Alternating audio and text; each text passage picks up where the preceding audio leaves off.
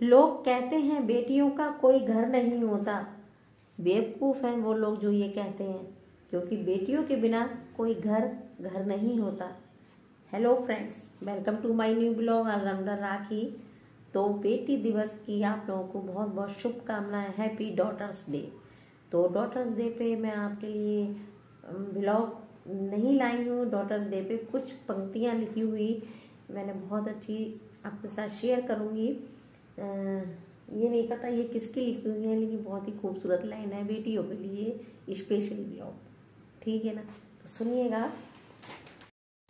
वैसे तो मैं भी बहुत ही अच्छा लिख लेती हूँ, लेकिन टाइम नहीं मिल पाया, तो मैंने आज अपना लिखा हुआ कुछ शेयर नहीं कर पा रही हूँ आपके साथ। वरना टाइम मिलता तो मैं अपना लिखा हुआ भी शेयर करती आपके साथ, क्योंकि लिखने के लिए भी टाइम भी होना चाहिए, मूड भी होना चाहिए, है ना।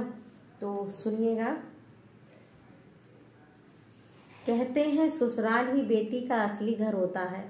कहते हैं ससुराल ही बेटी का असली घर होता है। फिर क्यों उसकी विदाई पर जमाना रोता है। फिर क्यों उसकी विदाई पर जमाना रोता है। दो दो घर होते हैं बेटियों के, दो दो घर होते हैं बेटियों के। फिर भी क्यों भी वो पराई कहलाती हैं। फिर भी क्यों वो पराई कहलाती हैं। पीहर से ज्यादा ससुराल की सेवा करती हैं। पीहर से ज्यादा ससुराल की सेवा करती हैं।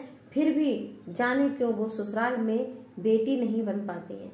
फिर भी न जाने क्यों वो ससुराल में बेटी नहीं बन पाती हैं।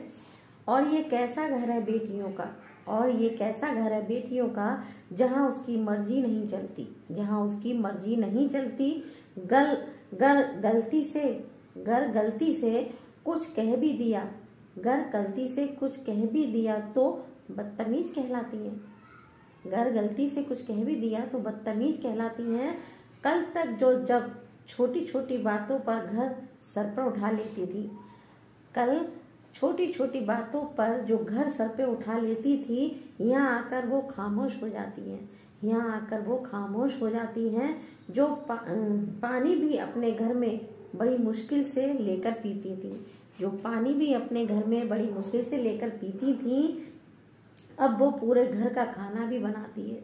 अब वो पूरे घर का खाना भी बनाती है। गर्म खाने की आदत थी जिसे, गर्म खाने की आदत थी जिसे, अब सबको खिलाने के बाद वो खाती है। अब सबको खिलाने के बाद वो खाती है।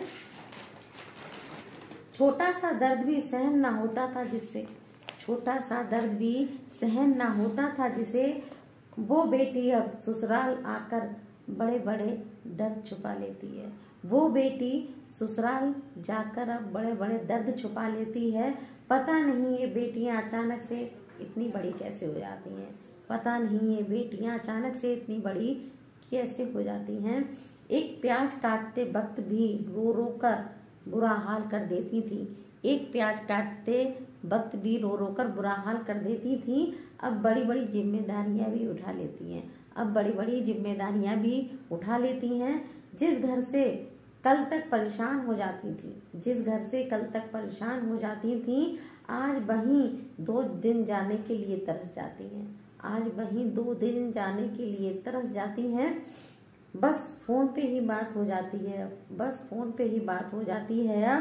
जब भी पीहर की याद आती है, जब भी पीहर की याद आती है। वो गांव की गलियों, वो बचपन की सहेलियां, वो गांव की गलियां, वो बचपन की सहेलियां बस यादों में ही रह जाती हैं। और औरत की इस हकीकत को ससुराल कहते हैं, और औरत की इसी हकीकत को ससुराल कहते हैं। वास्तव में बेटियां माँ का, पिता का, वास्तव में पिता से सबसे ज्यादा अटैच होती हैं बेटियां, है ना। पिता की लाडली होती हैं बेटियां। और कहते हैं ना, बेटी, जिस घर में बेटी है ना, वो घर घर लगता है वास्तव में। और जिस घर में बेटी नहीं है तो सब कुछ होने पे भी कुछ कमी खलती है बेटियों की। तो बताइएगा कैसी लगी ये लाइन है। और बाकी सब जो मेरी सिस्टर्स की, मेरे भाइयों की, सभी की जो बेटियां हैं, उन सबको फिर से हैप्पी डॉटर्स डे। और मेरी सुरभि, मानसी, इति और मेरी निधि और मेरी एक हिना, मेरी दीदी और भाइयों की बेटियां हैं, सब मेरी बेटियों की तरह ही हैं। सभी को हैप्पी डॉटर्स डे।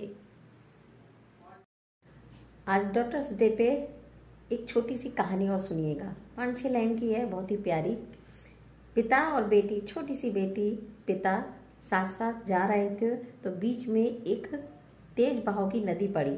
तो पिता ने कहा, बेटी तुम मेरा हाथ पकड़ लो, तुम मेरा हाथ पकड़ लो, जिससे तुम्हें परेशानी हो, गिर ना जाओ, ठीक है।